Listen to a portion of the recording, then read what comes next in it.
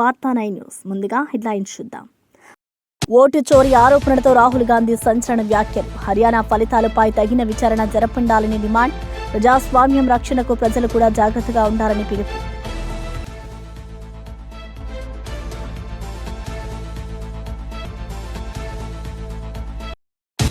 రైతుల నిర్లక్ష్యంపై బొత్స సత్యనారాయణ ఘాటు విమర్శ. తుఫాన్ బాధితులకు సహాయం వేగవంతం చేయాలని బొత్స డిమాండ్. ఇన్సూరెన్స్ ప్రీమియం చెల్లించకపోతే నష్టం పూరించలేమని హెచ్చరిక. రైతు సంక్షేమం మాటల్లోనే కాదు చేతల్లో చూపండని బొత్స పిలుపు. జగన్ పర్యటన అబద్ధమని కొల్లు రవీంద్ర తీవ్ర వ్యాఖ్యలు. గ్రామీణ బాధ్యత పట్టించుకుంటేనే నాయకత్వమని కొల్లు స్పష్టం. పంట నష్ట నివేదికలను పారదర్శకంగా విడుదల చేయాలని కౌంటర్.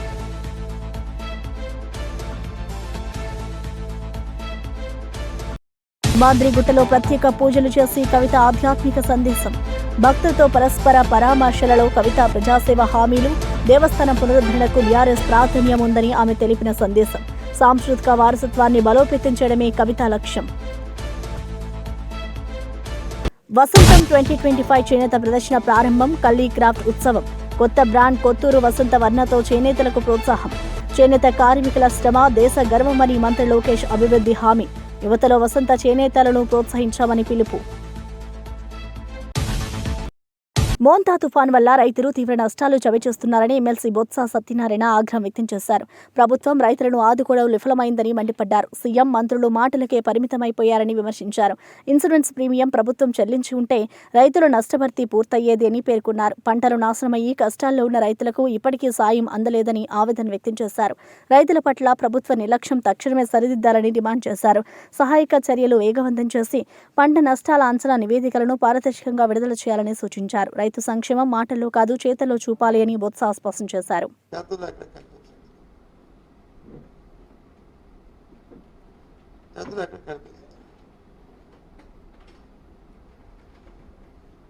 ఇప్పటికప్పుడే పంట వాటర్ రిసీడ్ అయిపోయింది, ఆ నీరు పోయింది, ఎక్కడెక్కడ పంటలు పోయో అన్నీ తెలుస్తుంది. కానీ ఇప్పుడు వచ్చి ఇంకా ప్రకటన చేయలేదు. ఇంకా రేపు చేస్తామంటున్నారు.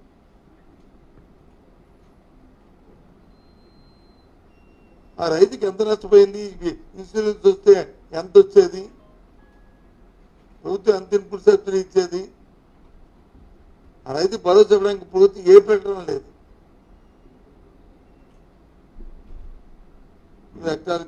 ఎకరానికి ఎంత ఇస్తామని చెప్తున్నారు తప్ప మరి రైతు నష్టపోయిన 100% ఎవరిస్తారు?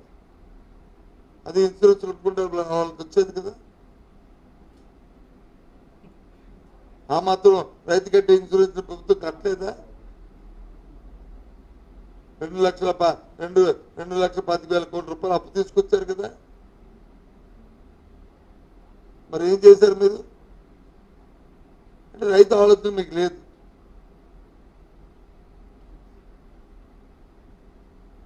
రైతుల శ్రేయస్ గురించి ఆలోచించే పరిస్థితి కూడా మీకు లేదు. తిరిగి పైపెచ్చు మా మధ్య ఏదైనా మాట్లాడితే మా రెస్పాన్స్ మాట్లాడతాం, మా రెస్పాన్సిబిలిటీ. ఎందుకంటే మేము మా ప్రభుత్వం 5 సంవత్సరాల్లో మేము రైతుకి చేశాం కాబట్టి.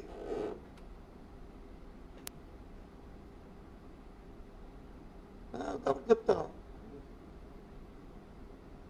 ఈ రాష్ట్రంలో ఉమ్మడి రాష్ట్రంలో కానీ ఈ రాష్ట్రంలో కానీ రాజశేఖర ఉన్నప్పుడు కానీ జగన్మోహన్ రెడ్డి గారు ఉన్నప్పుడు ముఖ్యమంత్రి సమయంలో కానీ ఏదైనా రైతు మేలుంటే ఆయనలో జరిగింది. అలా జరగాలని కోరుకుంటాం. విధానంలో మార్పు తీసుకోవచ్చు, కానీ ఏ విధానంలో మార్పు తీసుకొచ్చినా అల్టిమేట్గా ఫలం ఉండాలి రైతుకి. రైతు అనేవాడు నష్టపోకూడదు.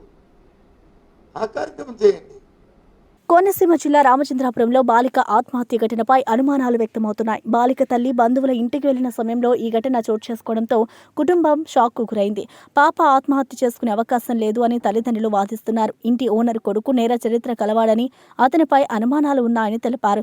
స్కూల్లో ఎవరైనా బాలికను వెంబడిస్తున్నారా అనే కోణంలో పోలీసులు విచారణ చేస్తున్నారు. ఘటనా స్థలాన్ని పరిశీలించిన పోలీసులు సాక్ష్యాలను సేకరించారు. కేసు దర్యాప్తు నిష్పక్షపాతంగా జరుగుతుందని అన్నారు. ఈ ఘటనతో గ్రామంలో తీవ్ర ఉద్రిక్తత నెలకొంది. ప్రజలు నిందితులను కఠినంగా శిక్షించాలని డిమాండ్ చేస్తున్నారు.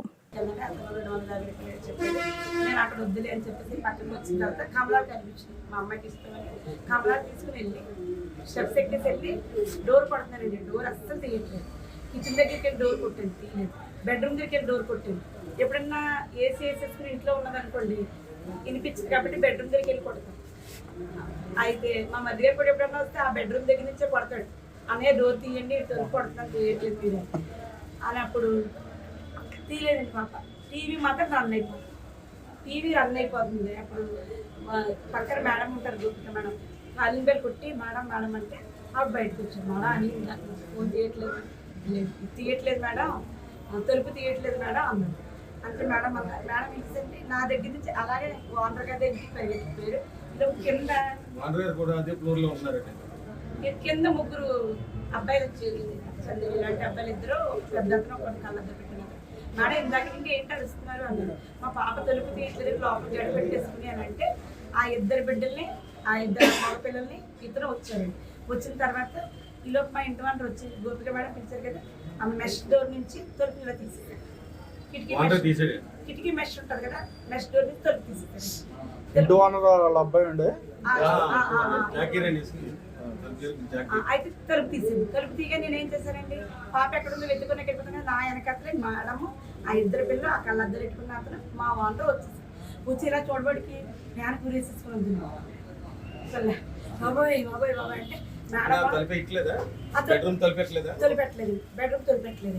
తొలిపెట్టకపోతే ఓనర్ అయితే మా పిల్లలు, ఇద్దరు పిల్లలు ఉన్నారు, స్టూడెంట్ పిల్లలు, అలా ఇది ఇప్పడానికి ట్రై చేశారండి, రావట్లేదు. రాకపోతే మేడం అన్నారు, సిస్టర్ చాక్ తీసుకురండి, చాక్ అంటున్నాను. ఈలోపు బెడ్రూమ్ కిచెన్లోకి వెళ్ళి మా ఇంటి వాళ్ళ చాక్ తెచ్చి, నేను ఇంకా చాక్ తెచ్చే స్థితిలో కూడా ఉన్నాను. చాక్ తగ్గనే కోసేసాను. కోసి కింద బెడ్ మీద పెట్టి సిపిఆర్ ఇచ్చాను. మేడం ఇచ్చారు, నేను ఇచ్చాను. ఇచ్చిన తర్వాత మేడం అన్నారు సిపిఆర్కి రెస్పాండ్ అవ్వట్లేదు సిస్టర్, హాస్పిటల్కి తీసుకెళ్ళిపోయాను. మా ఇంటి వాళ్ళ మీద అనుమానం ఉండేది.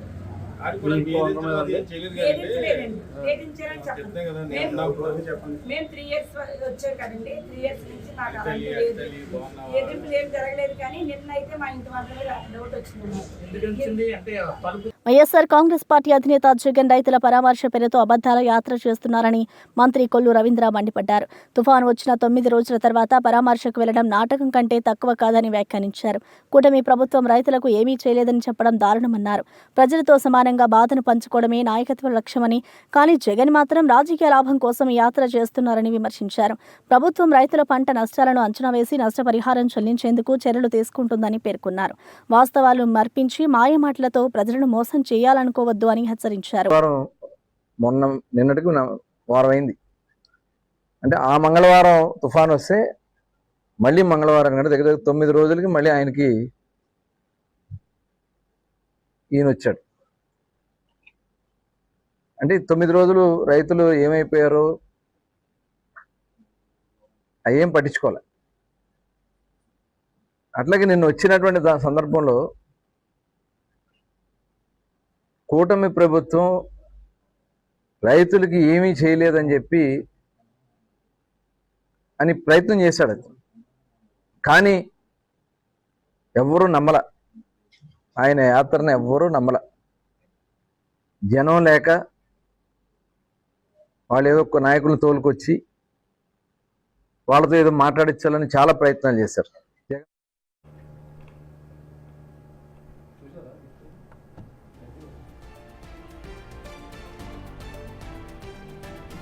బీజేపీ నేతలపై ఓటు చోరీ ఆరోపణలు చేస్తూ కాంగ్రెస్ సీనియర్ నేత రాహుల్ గాంధీ తీవ్ర వ్యాఖ్యలు చేశారు. జాతీయ స్థాయిలో విస్తృత స్థాయిలో ఓటు దొంగతనం జరిగిందని పేర్కొన్నారు.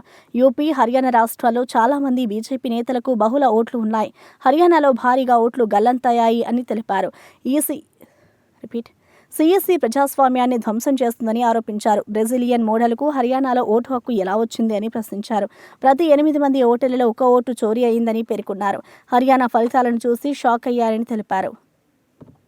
ప్రజాస్వామ్యం రక్షణ కోసం కాంగ్రెస్ పోరాటం కొనసాగిస్తుందని రాహుల్ స్పష్టం చేశారు. Let's go to the proof.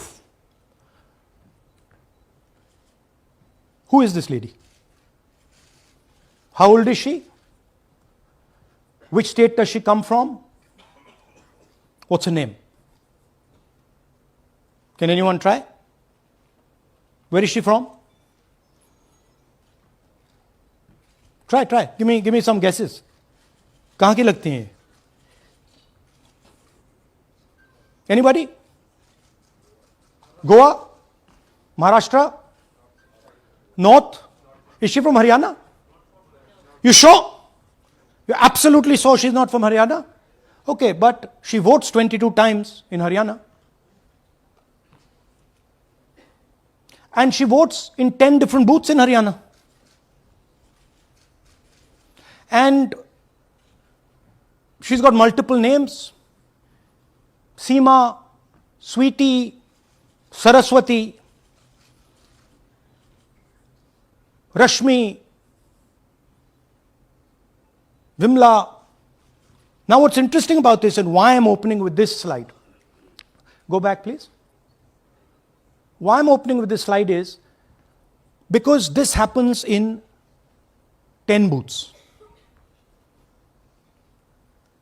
That means that this is a centralized operation. That somebody fed this lady into the electoral list at a centralized level, not at the booth level. Just like Anand and just like Mahadevapura. So last guesses, I'm going to give a prize if anybody can guess this. Anybody? She's from Brazil. She's a Brazilian model.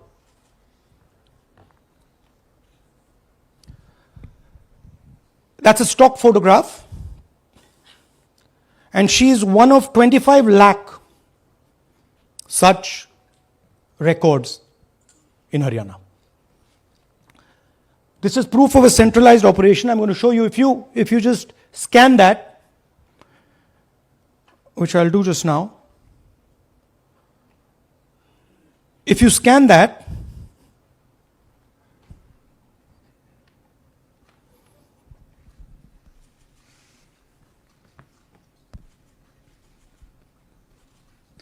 this opens. That's her official page. Okay? Now, she's one of 25 lakh such people. One question, what is a Brazilian woman doing on the electoral list of Haryana? Now you're looking surprised, like, what is this? There's a logic. There's a reason.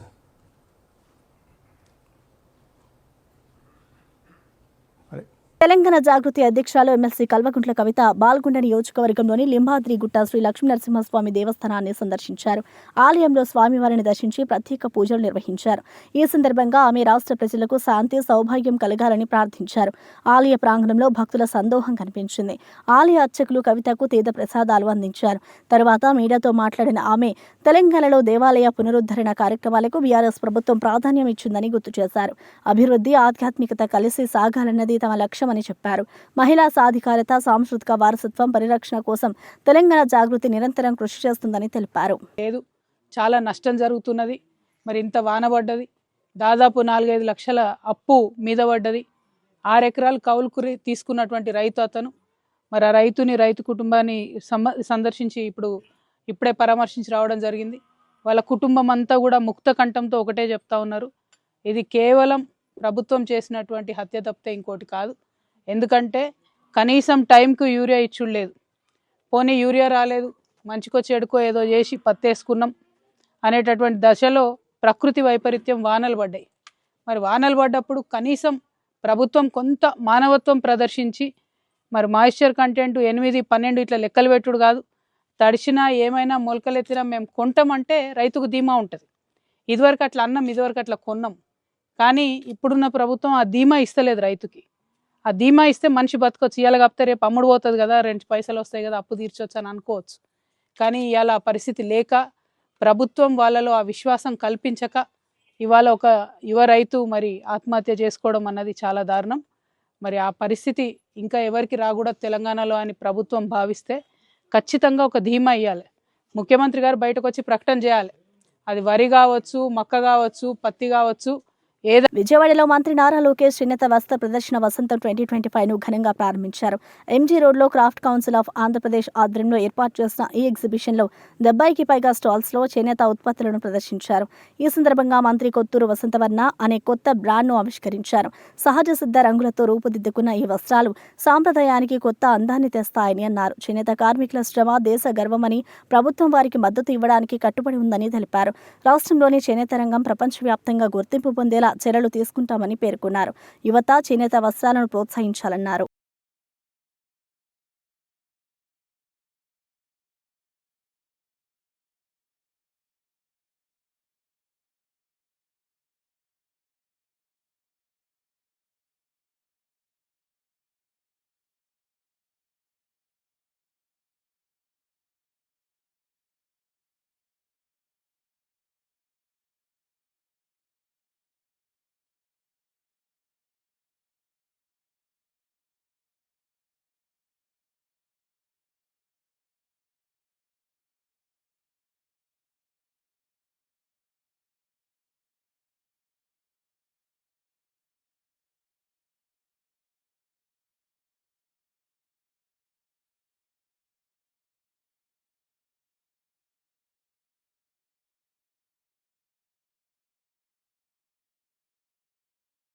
London me fair హాల్లో జరిగిన గౌరవ కార్యక్రమంలో నారా భువనేశ్వరి 2 ప్రతిష్టాత్మక అంతర్జాతీయ అవార్డులను అందుకున్నారు.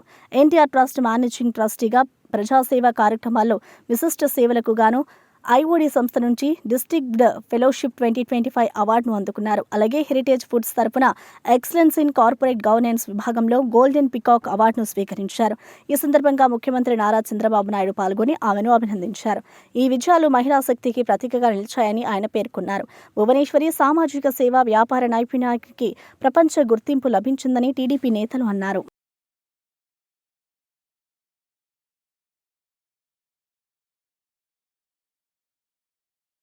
జూబ్లీహిల్స్ నియోజకవర్గంలో కాంగ్రెస్ నేత రేవంత్ రెడ్డి ముస్లింలపై చేసిన వ్యాఖ్యలపై బీఆర్ఎస్ ముస్లిం నేతలు ఆగ్రహం వ్యక్తం చేశారు. వెంటనే క్షమాపణలు చెప్పాలని, లేని పక్షంలో కాంగ్రెస్ ముస్లిం నేతలను ఆ ప్రాంతంలో తిరగనివ్వరని హెచ్చరించారు. ప్రభుత్వం ముస్లింల వ్యాపారాలపై అన్యాయ చర్యలు తీసుకుంటుందని ఆరోపించారు. రెహమత్ నగర్ కార్పొరేటర్ షఫీ హోటల్ను సీజ్ చేయడం ముస్లింలపై వివక్షకు ఉదాహరణ అని పేర్కొన్నారు. రేవంత్ రెడ్డి వ్యాఖ్యలు సమాజంలో విద్వేషాన్ని రేపుతున్నాయని అన్నారు.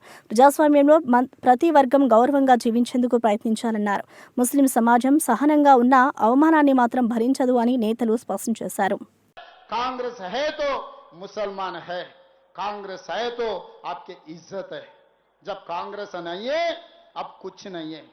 కాంగ్రెస్ సీఎం రేవంత్ రెడ్డి వ్యాఖ్యలపై మైనారిటీ నేత అబ్దుల్ ముఖీ చంద్ తీవ్రంగా ఆగ్రహం వ్యక్తం చేశారు.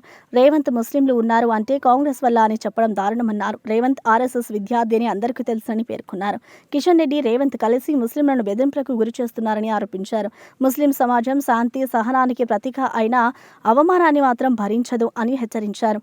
మత సామరస్యాన్ని కాపాడడం ప్రభుత్వ కర్తవ్యమని, విభజన రాజకీయాలు ప్రమాదకరమని అన్నారు. రాష్ట్ర ప్రజలు ఇలాంటి నేతలకు తగిన బుద్ధి చెబుతారని పేర్కొన్నారు. ప్రజాస్వామ్యంలో ప్రతి వర్గం గౌరవంగా జీవించేందుకు హక్కు ఉందని మైనారిటీ నేతలు స్పష్టం చేశారు.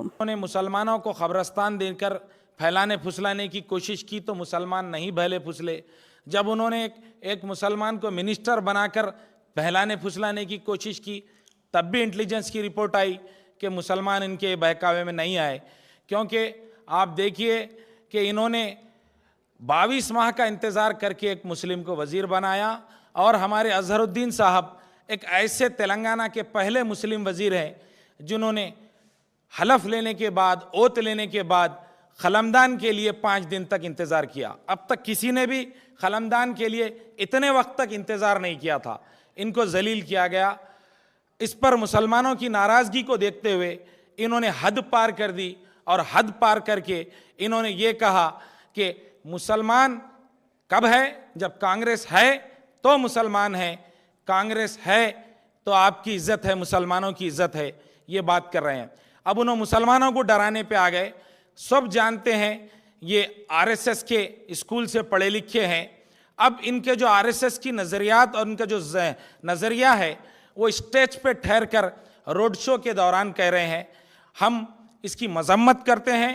ये जिस तरीक़े से मुसलमानों को जो है डराने की कोशिश कर रहे हैं, वो बीजेपी को साथ में मिलाकर कभी कहते हैं किशन रेड्डी साहब से कुछ बोलने लगा कि मैं तुम्हारी बाप की जागीर दिया क्या, मतलब బీజేపీ ఎంపీ కొండా విశ్వేశ్వరరెడ్డి వ్యాఖ్యలపై బీఆర్ఎస్ నేత పటోళ్ల కార్తీక్ రెడ్డి తీవ్రంగా స్పందించారు. కొండాకు షార్ట్ టర్మ్ మెమోరీ లాస్ ఉన్నట్టుంది, ఎప్పుడు ఏం మాట్లాడుతున్నాడో తనకే అర్థం కాదు అన్నారు.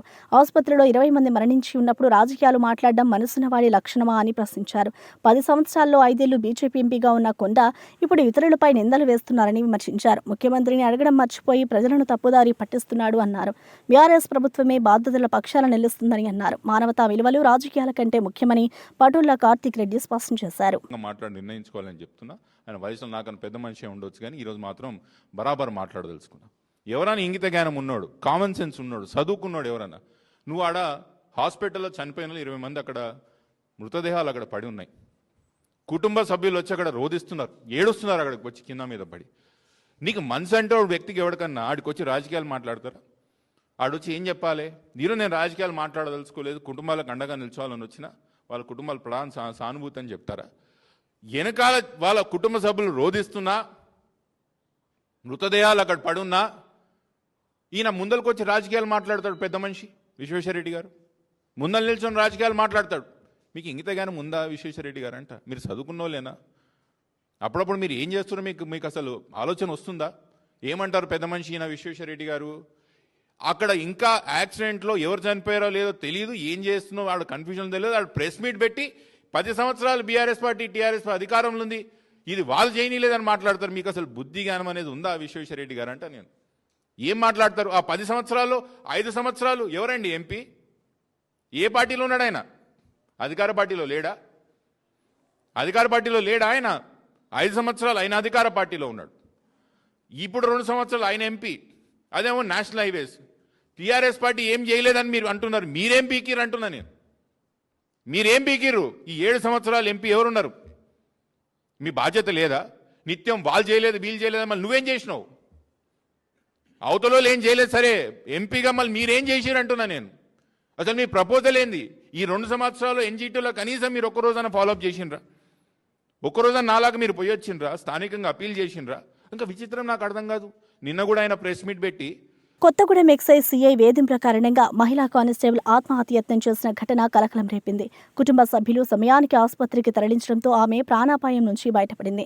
గతంలో కూడా ఇదే సీఐ వేధింపుల వల్ల ఎస్ఐ ఆత్మహత్యకు యత్నించాడని సమాచారం. బాధితురాలి కుటుంబ సభ్యులు ఎక్సైజ్ స్టేషన్ ముందు ఆందోళన చేపట్టారు. మిగతా సిబ్బంది కూడా ఈ నిరసనకు మద్దతు తెలిపారు. సీఐ తనపై అందరూ తిరగబడితే ఆత్మహత్య చేసుకుంటారంటూ బెదిరించిందని ఆరోపించారు. ఉన్నతాధికారులకు లిఖితపూర్వక ఫిర్యాదు ఇచ్చిన సిబ్బంది తక్షణ చర్యలు తీసుకోవాలని కోరారు. ఎక్సైజ్ సూపరింటెండెంట్ సంఘటనా స్థలాన్ని పరిశీలించి విచారణ ప్రారంభించారు. కేసు నిష్పక్షపాతంగా జరుగుతుందని తెలిపారు.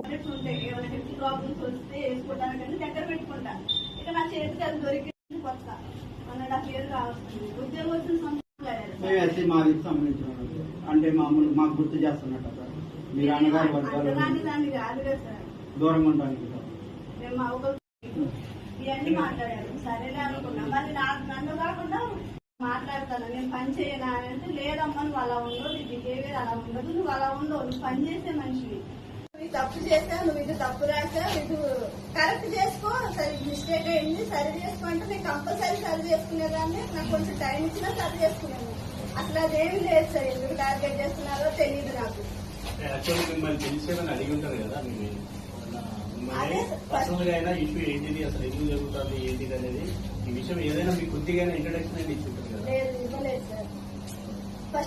పులివెందుల మెడికల్ కాలేజీలో ఆధునిక పరికరాలను తరలించడం దారుణమని వైఎస్ఆర్ కాంగ్రెస్ పార్టీ తీవ్రంగా ఖండించింది. పార్టీ నేతలు మాట్లాడుతూ నెల రోజులుగా మెడికల్ కాలేజీల ప్రైవేటీకరణకు వ్యతిరేకంగా పోరాటం చేస్తున్నాం, కానీ ప్రభుత్వం స్పందించడం లేదు అని ఆగ్రహం వ్యక్తం చేశారు. మాజీ ముఖ్యమంత్రి వైఎస్ జగన్ కట్టించిన ఈ కాలేజీ ప్రజలకు వైద్య సేవలు అందించే కేంద్రంగా మారాలని కోరుకున్నారు. ఇక్కడ ఉన్న టీడీపీ నేతలు మా కార్యకర్తలను హెరాస్ చేయడం కాకుండా తమ నాయకత్వాన్ని వినియోగించి పరికరాల తరలింపును ఆపాలని విజ్ఞప్తి చేశారు. ప్రజల వద్దకెళ్లి కోటి సంతకాల సేకరణ చేస్తూ ఉంది ఈ ప్రైవేటీకరణకు వ్యతిరేకంగా. మరి ఇంత పెద్ద ఎత్తున ప్రజల్లో ప్రైవేటీకరణ పట్ల నిరసన వస్తే, ఇంత పెద్ద ఎత్తున వ్యతిరేకత వస్తే కూటమి ప్రభుత్వానికి కనీసం చీమ కొట్టినట్టు కూడా లేదు. ఎంత తోలుమందంగా వాళ్ళ ప్రవర్తన ఉందంటే, నిన్నటి రోజున పులివెందుల మెడికల్ కాలేజీలో ఏదైతే జగన్మోహన్ రెడ్డి గారు ముఖ్యమంత్రిగా ఉన్నప్పుడు ఆ బిల్డింగ్లన్నీ పూర్తి చేసి హాస్పిటల్ అక్కడికి తీసుకొచ్చి మెడికల్ కాలేజీలకు కూడా సీట్లు మంజూరు అయ్యాయో ఆ సీట్లు వద్దని చెప్పి వీళ్ళు వెనక్కి పంపారు. ఆ మెడికల్ కాలేజీలో ఆ హాస్పిటల్లో అత్యాధునికమైన ఎక్విప్మెంట్ను జగన్మోహన్ రెడ్డి గారు అప్పట్లో మరి పర్చేస్ చేయడం జరిగింది. ఆ గవర్నమెంట్ పర్చేస్ చేయడం జరిగింది. ఇవాళ ఈ కూటమి ప్రభుత్వం వచ్చిన తర్వాత నిన్నటి రోజున ప్రభుత్వము పులివెందుల్లో ఉన్న అత్యాధునికమైన మరి పరికరాలన్నీ కూడా ఎక్విప్మెంట్ అన్నీ కూడా గుంటూరు కని కర్నూలు కని వాళ్ళు షిఫ్ట్ చేస్తూ ఉన్నారు. అంటే నేను అడుగుతా ఉన్నా, ఇంత ఘోరమా? నెల రోజులుగా ఇంత పెద్ద ఎత్తున ఈ ప్రైవేటీకరణ పట్ల మేము నిరసన తెలుపుతా ఉన్నాం, ప్రజలు నిరసన తెలుపుతా ఉన్నారు. దానికి మీరు స్పందించకపోగా మళ్ళా పులివెందుల మెడికల్ కాలేజీలో, పులివెందుల ఆసుపత్రిలో, మెడికల్ కాలేజీకి సంబంధించిన జీజీహెచ్లో, గవర్నమెంట్ జనరల్ హాస్పిటల్లో ఉన్న పరికరాలను కూడా, అత్యాధునికమైన పరికరాలను కూడా ఇక్కడ నుంచి మీరు షిఫ్ట్ చేసి వేరే చోటికి షిఫ్ట్ చేస్తూ ఉన్నారంటే ఈ ప్రాంతం పట్ల, ప్రజల పట్ల ఎంత నిర్లక్ష్య వైఖరితో మీరు ఉన్నారని చెప్పడానికి ఇంతకంటే వేరే ఉదాహరణ అక్కర్లా. పులివెందుల ప్రాంతంలో ఉన్న సోకాల్డ్ ఈ టీడీపీ నాయకులు, ఇన్ఛార్జి, లేకుంటే ఈ జిల్లాకు సంబంధించిన టీడీపీ నాయకులు, వీళ్ళందరినీ కూడా నేను గట్టిగా అడుగుతా ఉన్నా, ఎంతసేపు ఈ జిల్లాలో అన్ని నియోజకవర్గాల్లో మీరు అధికారంలోకి వచ్చినప్పటి నుంచి ఎంతసేపు డీలర్షిప్లు బీకినామా లేదా, వైఎస్ఆర్ కాంగ్రెస్ పార్టీకి సంబంధించిన ఫీల్డ్ అసిస్టెంట్లను బీకినామా లేదా, లేకుంటే అంగన్వాడీ ఉద్యోగులు బీకినామా లేదా, లేకుంటే యానిమేటర్లు ఉద్యోగాల నుంచి బీకినామా లేదా? ఈ కాదండి మీరు చేయాల్సింది. బులెటిన్ ముగించే ముందు హెడ్లైన్స్ మరోసారి చూద్దాం. ఓటు చోరీ ఆరోపణలతో రాహుల్ గాంధీ సంచలన వ్యాఖ్యలు. హర్యానా ఫలితాలపై తగిన విచారణ జరపండాలని డిమాండ్. ప్రజాస్వామ్యం రక్షణకు ప్రజలు కూడా జాగ్రత్తగా ఉండాలని పిలుపు.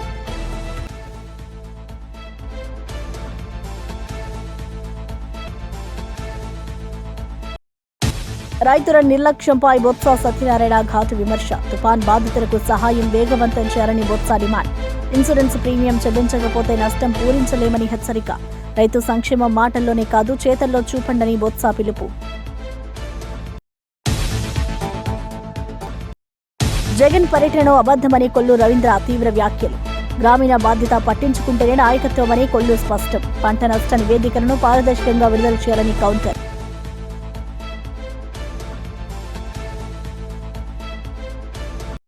మాద్రిగుట్టలో ప్రత్యేక పూజలు చేసి కవిత ఆధ్యాత్మిక సందేశం. భక్తులతో పరస్పర పరామర్శలలో కవిత ప్రజాసేవ హామీలు. దేవస్థానం పునరుద్ధరణకు బీఆర్ఎస్ ప్రాధాన్యం ఉందని ఆమె తెలిపిన సందేశం. సాంస్కృతిక వారసత్వాన్ని బలోపేతం చేయడమే కవిత లక్ష్యం. వసంతం 2025 చేనేత ప్రదర్శన ప్రారంభం. కల్లీ క్రాఫ్ట్ ఉత్సవం. కొత్త బ్రాండ్ కొత్తూరు వసంత వర్ణతో చేనేతలకు ప్రోత్సాహం. చేనేత కార్మికుల శ్రమ దేశ గర్వమని మంత్రి లోకేష్ అభివృద్ధి హామీ. యువతలో వసంత చేనేతలను ప్రోత్సహించామని పిలుపు. బులెటిన్ విశేషాలు మరో బులెటిన్లో మళ్ళీ కలుద్దాం.